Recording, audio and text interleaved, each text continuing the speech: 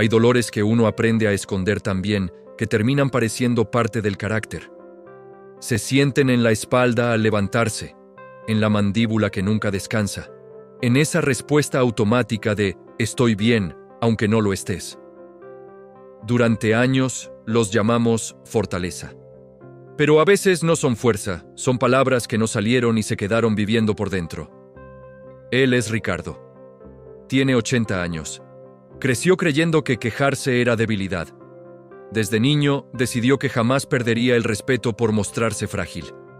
En su casa, el silencio era parte de la educación.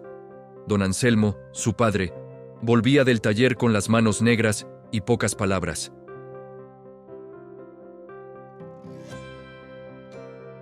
A los 9 años, se cayó de una bicicleta y se abrió la rodilla. Quiso llorar. Su padre solo dijo, «Los hombres aguantan». Ese día no lloró. Ese día aprendió. Ahí empezó algo que tardaría décadas en comprender.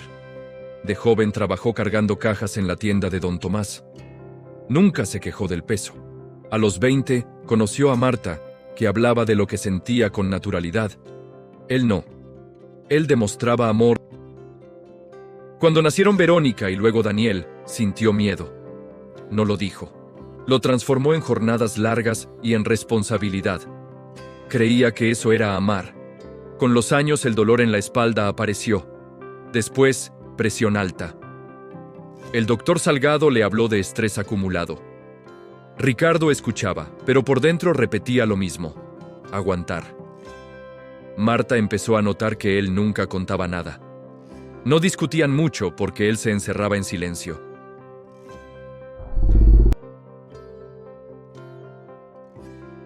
A los 55, tuvo un dolor en el pecho. No lo contó. A los 60 volvió, más fuerte. Esta vez Marta lo llevó al hospital. El diagnóstico habló de tensión sostenida durante años. Verónica, ya adulta, le dijo algo que le dolió más que el pecho. «Papá, nunca sé qué sientes». Él había dado todo, pero no había compartido nada. Daniel creció igual de reservado. Cuando perdió su empleo, lo ocultó meses.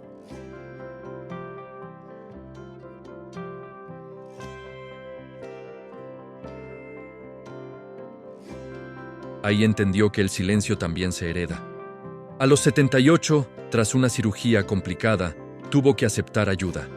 Verónica lo acompañaba a consultas. Daniel lo llevaba en coche. Marta organizaba sus medicamentos. Sentado en la sala, entendió algo incómodo. Nunca les enseñó cómo era cuando no podía. Había sido fuerte, pero nunca vulnerable.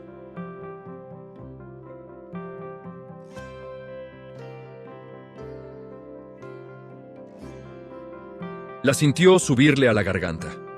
Se detuvo. En lugar de eso preguntó, «¿Te duele mucho? Si quieres descansamos». Fue pequeño, casi invisible, pero Daniel lo miró diferente.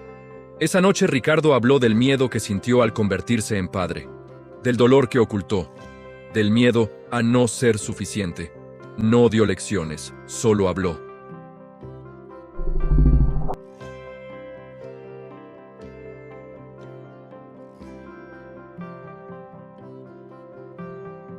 Aceptó ayuda sin tanto orgullo. Preguntaba más y escuchaba las respuestas. No borró los años de silencio, pero introdujo una variación.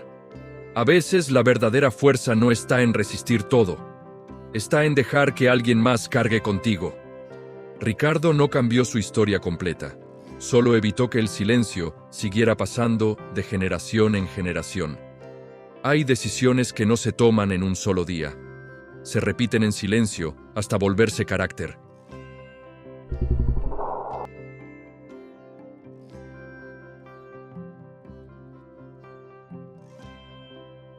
Así que cuando algo lo incomodaba, lo guardaba.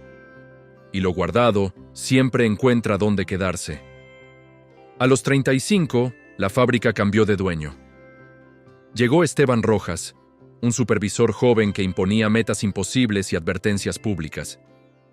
Un compañero, Arturo, protestó y fue despedido. Ricardo no dijo nada. En ese momento todavía no lo sabía, pero estaba dejando que el miedo organizara su vida. Aceptó horas extras sin preguntar. Volvía tarde. Marta lo esperaba con preguntas que él respondía con pocas palabras.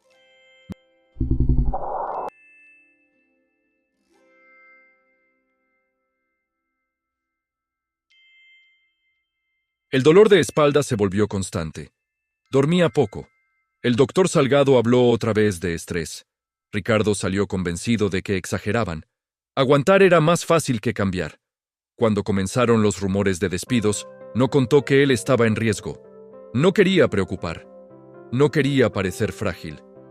Cuando finalmente lo despidieron, a los 48, llegó a casa y dijo que encontraría otro trabajo.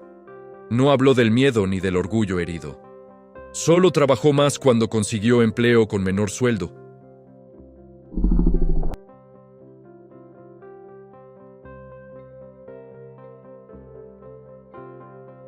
Daniel observaba en silencio y aprendía. No fue una pelea grande, fue una distancia lenta. Una noche, tras discutir porque Marta había aceptado un préstamo sin avisarle, ella le dijo algo que lo dejó quieto. No sé qué sientes nunca, Ricardo. Solo sé que cargas y nos dejas afuera. Creyó que sostenía a su familia, pero empezaba a quedarse solo dentro de ella. El dolor en el pecho volvió, más fuerte. En el taller tuvo que sentarse porque no podía respirar bien.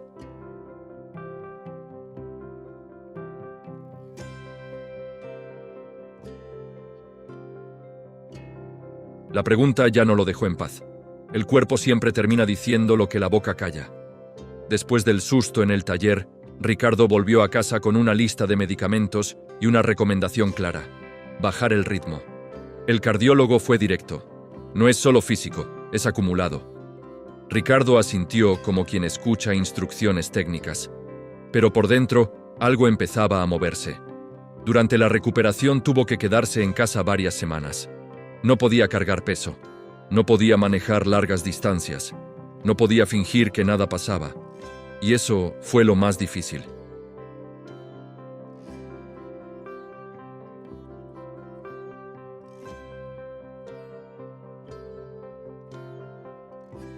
Daniel resolviendo problemas solo. No era desprecio, era costumbre. En ese momento todavía no lo sabía, pero estaba enfrentando el resultado de años de silencio. Una tarde escuchó a Daniel hablar por teléfono en el patio. Decía que todo estaba bajo control, aunque la voz le temblaba. Ricardo reconoció ese tono. Era el mismo que él había usado toda su vida. Algo se quebró ahí. No fue dramático, no hubo lágrimas. Solo una comprensión lenta. Su ejemplo había sido resistencia sin conversación.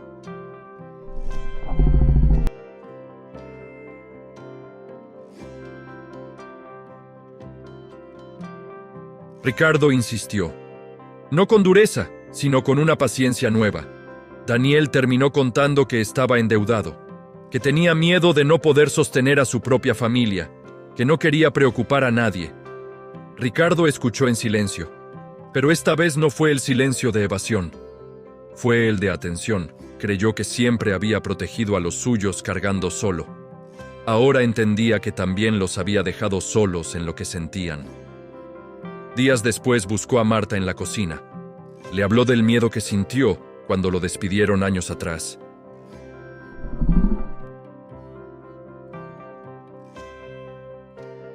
Marta no respondió de inmediato.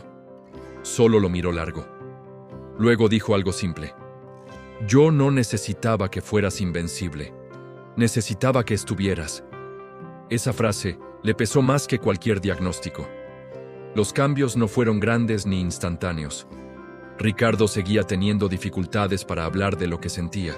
A veces volvía al hábito de minimizar el dolor, pero empezaba a corregirse. Cuando algo le molestaba, lo decía antes de que se volviera enojo. Cuando el pecho le dolía, avisaba. No se convirtió en un hombre expresivo de pronto, pero dejó de fingir que nada lo afectaba. Una tarde, sentado con Verónica en la sala, le pidió disculpas por no haber estado más presente cuando ella era adolescente. No hizo un discurso, solo dijo, no supe hacerlo mejor. Verónica tomó su mano, no reclamó, no dramatizó, solo la sostuvo. Ahí empezó la redención verdadera, pequeña, tardía, humana.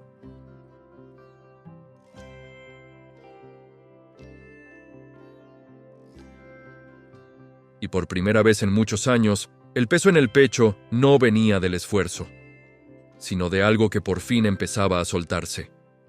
Hay comprensiones que llegan cuando el tiempo ya no sobra. A los 80, Ricardo ya no trabaja. Camina despacio por la casa que sostuvo durante décadas. La espalda sigue doliendo algunas mañanas. El corazón late con prudencia. Pero ahora no lo vive como una batalla que debe ganar en silencio. Aprendió a avisar. Cuando algo le molesta, lo dice antes de que se convierta en enojo.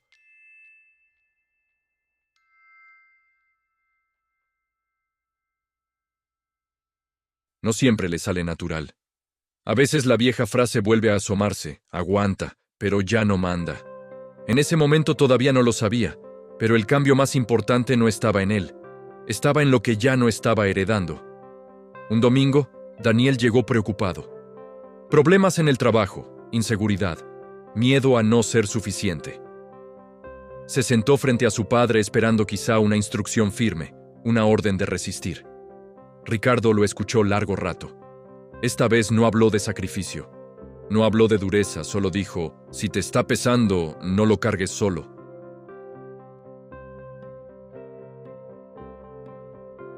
No fue una escena épica. No hubo abrazos largos ni lágrimas desbordadas. Fue una conversación sencilla, en la mesa de siempre. Pero algo cambió en el aire. Verónica también comenzó a hablarle más, a contarle no solo logros, sino dudas. Marta, con los años, dejó de mirarlo como a un muro y empezó a verlo como compañero. Ricardo entendió que durante mucho tiempo confundió silencio con respeto, resistencia con amor. Nadie se lo enseñó con maldad. Él mismo lo repitió sin cuestionarlo. La redención no llegó como una disculpa pública ni como un gesto grandioso.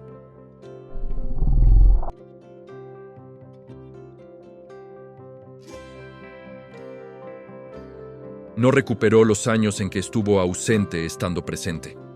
No borró las veces que respondió "no es nada" cuando sí lo era. Pero cambió el final. Una tarde, sentado en el patio, Daniel se quejó del cansancio y luego añadió, casi sin pensarlo: "Pero lo voy a hablar en la oficina, no quiero guardármelo". Ricardo asintió. No corrigió. No endureció el momento. Solo pensó que, tal vez, esa era la verdadera fuerza que nunca le enseñaron.